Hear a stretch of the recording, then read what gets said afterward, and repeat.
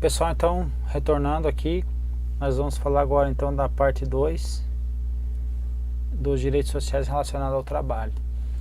Então, nós vamos ter ainda a proibição do trabalho noturno, perigoso ou insalubre a menores de 18 anos. Então, não pode, proibido, o quê? Vou colocar com uma outra cor aqui. Proibido o trabalho noturno. Então é proibido o trabalho perigoso e é proibido o trabalho insalubre. Ok?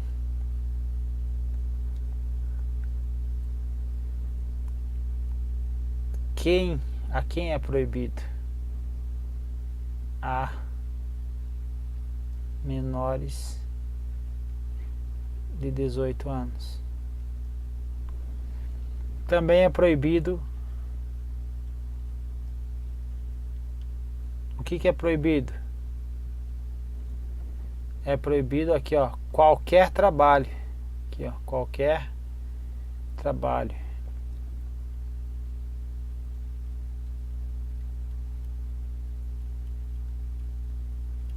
A quem é proibido esse qualquer trabalho? A menores de 16 anos. Isso aqui é a nossa famosa regra. Agora, nós vamos ter uma situação que é permitido. Fica até em verde aqui. Permitido a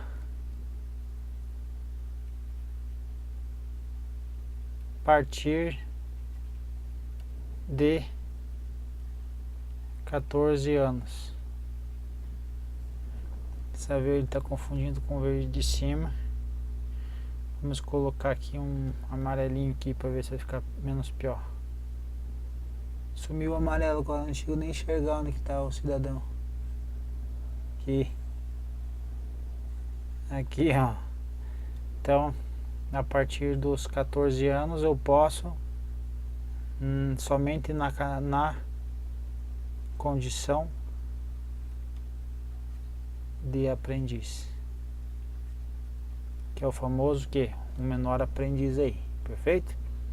Então esse esqueminha aí para você não errar na prova aí, que ele traz alguns trocadilhos de 16 por 14 por 18, etc. Exemplo, proibição do trabalho noturno perigoso, insalubre a menores de 16 anos. E engraçado, quando ele traz isso, ele diz que está errado. Poxa, mas ele está certo, mas ele diz que está errado. Por que está certo? Não é proibido para menor de 16 anos? É proibido para menor de 16 anos. Não é porque eu troquei o 18 ali por 16 que vai trazer o erro na questão. Então cuida com essa porcaria aí que ele já colocou aí como errado, porque ele trocou o 18 por 16. A jornada de trabalho, então, de 6 horas, quando tenho turnos ininterruptos de revezamento, ela pode ser o que? Alterada. Então essas 6 horas ela pode ser alterada, pode sofrer alteração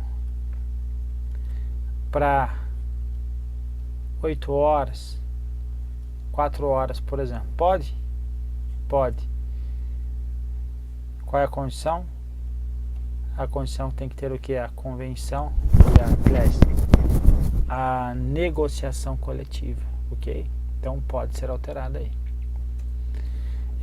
Aqui, igualdade de direitos entre o trabalhador com vínculo empregatício permanente e o trabalhador avulso.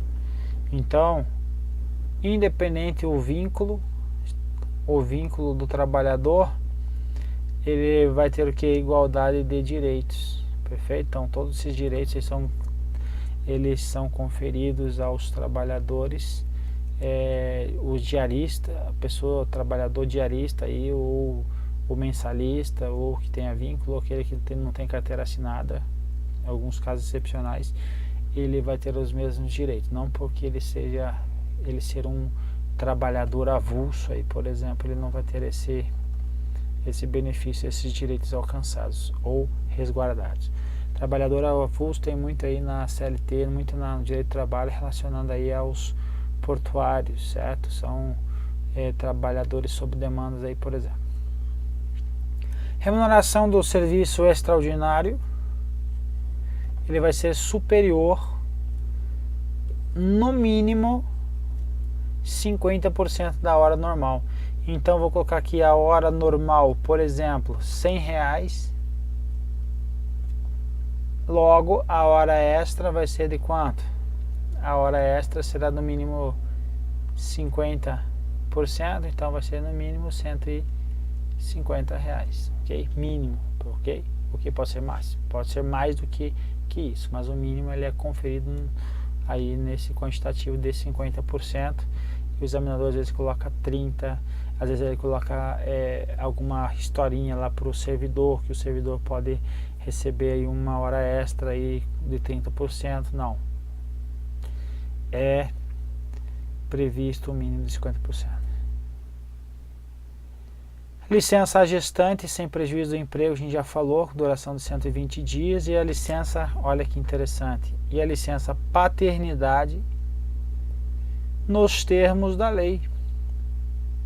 Então, nos termos da lei, ou seja, aqui ó, na Constituição, não há previsão de período, como ocorre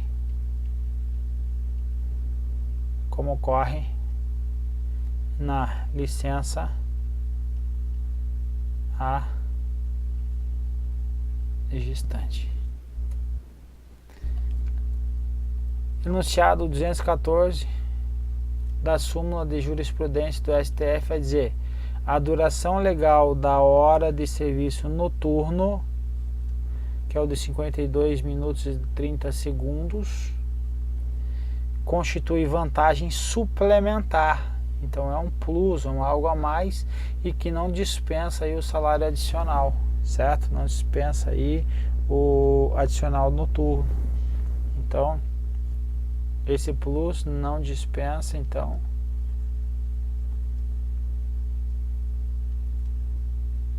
o adicional, ok, noturno, ok? Então, aqui a gente já falou da cláusula de reserva financeira, da reserva do possível, né? Não pode ser invocada pelo poder público como propósito de fraudar, com o propósito de frustrar ou de inviabilizar a implementação das políticas públicas definidas na própria Constituição Federal, que ela encontra-se insuperável a limitação da garantia constitucional do mínimo existencial. Então, tudo que nós estamos vendo aí, o poder público ele não pode invocar reserva do financeiramente possível para fraudar, postular, inviabilizar a implementação de algumas políticas públicas, ok? Então ela vai ter essa reserva do possível, vai ter essa limitação. Então estou trazendo novamente essa situação aí para vocês. Princípio da proteção do princípio ou o princípio protetor. Então, nos conflitos entre capital e trabalho, a gente sabe quem leva ferro é sempre o trabalho. Então a relação de poder é historicamente desequilibrada, sendo que para atenuar esta assimetria ficou assente na doutrina e na jurisprudência o princípio da proteção, certo? Então, segundo o autor aí, o princípio da proteção pode ser ilustrado nos subprincípios da norma mais favorável ao trabalhador e a condição mais benéfica e, na dúvida, pró-operário, ok? Então tudo que nós estamos vendo aí, o trabalho, como ele tem aí essa relação desequilibrada, ela é a parte mais frágil da relação de trabalho, ele deve ser então aí protegido pelo Estado. Vamos falar sobre alguns princípios, vamos falar alguma coisa relacionada à não discriminação ou o princípio da igualdade previsto na Constituição Federal aí em alguns artigos. Então nós vamos ter aí o princípio de proibição de diferença dos salários, que nós já vimos. Então não pode ter salário aí distintos, diferenciados, não pode ter critério de admissão distintos por motivo de sexo, idade, cor, estado civil. Não pode ter então aí discriminação no tocante a salário e critério de admissão do trabalhador portador de deficiência. Então, porque o cara ele é deficiente, ele vai ter um salário diferenciado, isso é discriminação, é proibido na Constituição Federal, perfeito? Proibição de distinção entre o trabalho manual, o técnico e o intelectual. Então, proibição de distinção, não pode ter distinção entre esses e os respectivos trabalhadores ou profissionais. Nós temos que ter aqui também a igualdade de direito entre o trabalhador com vínculo e o sem vínculo, ou o trabalhador avulso, ok? Que é interessante, eu falo para você dar uma lida aí, cai pouco em prova, mas quando cai aí fica difícil. Alguns desses incisos aí são extensíveis aos trabalhadores domésticos, então não são todos que são extensíveis aos domésticos. Temos alguns que são previstos aí, e alguns também são previstos para os servidores públicos, ok? Então é interessante depois você dar uma lida aí. Algumas relações aí, alguns dos direitos que eles não são extensíveis ou estendidos, não foram estendidos aí apesar que aos poucos eles estão sendo estendidos aos trabalhadores domésticos. Então não é estendido aí a eles um piso salarial, a participação nos lucros, a jornada máxima de 6 horas, a proteção ao mercado do trabalho da mulher, adicional de insalubridade, periculosidade e penosidade, a proteção em face à automação, a prescrição bienal e quinquenal lá para entrar na justiça, proibição de distinção entre o trabalho manual, técnico e intelectual, e a igualdade de direito entre o empregado e o trabalhador avulso. Então nada disso é extensivo aí aos domésticos, ok? O que se aplica também aqui, ó, você tem que verificar que aplica-se aos servidores ocupantes de cargo público, alguns incisos do artigo 7º. Vai ficar muito fácil você responder isso aí, vai ter hora extra, adicional de periculosidade, penosidade ou por trabalhar nessas áreas, vai ter a garantia do salário mínimo, mas é bom você dar uma lida depois também, ok? Não vou estar replicando aqui porque senão vai ficar muito extenso aí esses vídeos, a ideia do vídeo é só estar pontualmente respondendo as questões aí, ok? São direitos ainda aos trabalhadores urbanos e rurais, além de outros que visam a melhoria da condição social. Aqui, remuneração serviço extraordinário superior no mínimo em 50% do normal. Isso daqui é para o servidor, perfeito? Então, porque está previsto aí um dos exemplos que eu estou trazendo aqui, o que mais cai em prova, então pelo menos um para salvar a onça aí, beleza? Irredutibilidade do salário. Então a regra é que o salário não pode ser reduzido, certo? Mas agora a Constituição Federal traz uma ressalva aqui, em caso de convenção ou acordo, que eles têm que ser o que? Coletivo, perfeito? Então a redução do salário ela pode em casos excepcionais. Exemplo, numa grande crise, o pessoal não tem condições de de segurar 10 mil funcionários, então vou despedir 5 mil ou vou fazer um acordo coletivo para diminuir esse salário aí pelo tempo que durar essa crise. Posso fazer isso? Posso. Qual é a condição? Convenção ou acordo coletivo. O direito do trabalho, então direito ao trabalho, olha que interessante aqui, ó, direito social, perfeito? E aí tem uma questão que fala assim que o direito do trabalho e o livre exercício da profissão é garantida. Olha aqui embaixo, vou colocar aqui, ó.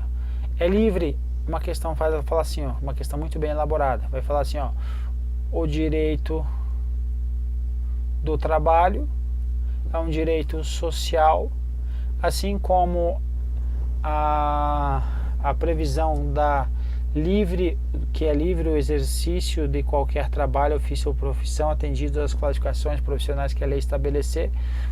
Nos dois casos são aí um direito social, não porque vai estar previsto aí o livre exercício de qualquer profissão, trabalho ou profissão, né? Qualquer trabalho, ofício ou profissão. Esse livre exercício é o que? É um direito individual, certo? Então não é um direito social, então é um direito de garantias fundamentais aí previsto no artigo 5º. Então, quando você ver uma questão aí, você vai saber que saber essa distinção. Então o examinador gosta de pegar isso aqui porque está relacionado ao trabalho, mas isso daqui é um direito que direito e garantia individual, direitos fundamentais aí, portanto, do artigo 5º, e não é um direito social, perfeito? Então, cuida com isso. A duração do trabalho normal não superior a 8 horas diárias e 44 semanais, certo? Facultado, então, a compensação de horas ou horários, a redução da jornada mediante acordo ou convenção coletiva sempre de trabalho. Então ele está dizendo assim que o trabalho de segunda a sexta eu não posso ultrapassar quanto tempo? 8 horas diárias aí, perfeito? Essa é a regra. Então 3, 4, 5 3 1, 2, 3, 4, 5, 6, então esse sai fora. Então a regra é que não possa passar aí das 8 horas, perfeito? Então a duração do trabalho normal passou disso, nós vamos ter aí até 2 horas, então até 2 horas eu posso fazer o que? Horas extras no dia, perfeito? Então nós vamos ter essa situação aqui, é a situação o que? Normal. Agora, por acordo ou convenção coletiva, se eu tenho aqui 44 horas semanais, significa que estão faltando ainda o que? Quanto tempo? Mais 4 horas. Estão faltando mais 4 horas, eu posso então, por convenção coletiva, puxar de segunda a quinta, por exemplo, e puxar aqui 9 horas, 9 horas, 9 horas, 9 horas, e aqui 8 horas, para que no sábado eu não precise trabalhar, perfeito? 0 horas. Posso fazer isso? Posso. Qual é a condição? Convenção coletiva de trabalho. Então eu posso compensar horários, ou eu posso reduzir jornadas, perfeito? Então eu posso reduzir jornada, por exemplo, de sexta para jogar para os outros dias, por exemplo. Posso fazer isso? Sim, acordo com convenção coletiva. Por fim, a associação profissional ou sindical. Então a associação profissional e sindical, ela é livre. Então o Estado ele não pode intervir, certo? Então não pode ter interferência na organização sindical. A lei não poderá exigir autorização do Estado para a fundação de sindicato. Só ressalva aí o registro no órgão competente. Ainda ele fala ainda que é vedado ou vedadas ao poder público a interferência e a intervenção na organização sindical, beleza?